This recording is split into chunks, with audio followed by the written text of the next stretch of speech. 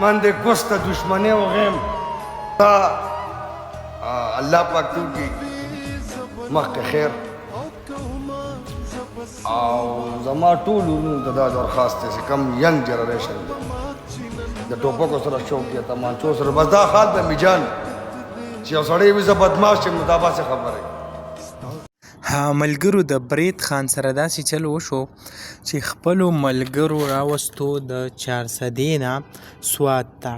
او بیا هغه ملګرو ورسره داسې چل وکړو چې څه د دې کم دښمني داسې کم اطلاعات چې راځي د هغې تر مخه وایي چې د دې دښمني وه نو هغه دښمنان یې میلاو کړي دي او د هغو سره یې کومه خبره اتره چې دا هغه جوړه کړې ده او د هغې په نتیجه کې چې کوم دی برید خان وجلی دی کوم لیټسټ او کوم نوي اطلاعات چې دي د هغې مطابق اوس به هر حال خبره چې کوم دا د پولیسو کوم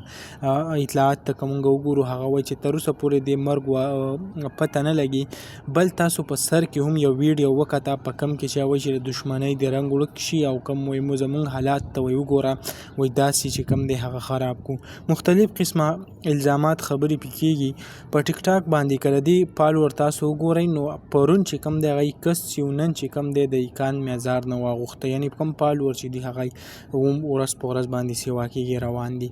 او کم د بدبختۍ خبره دا کله چې پښتانه هغه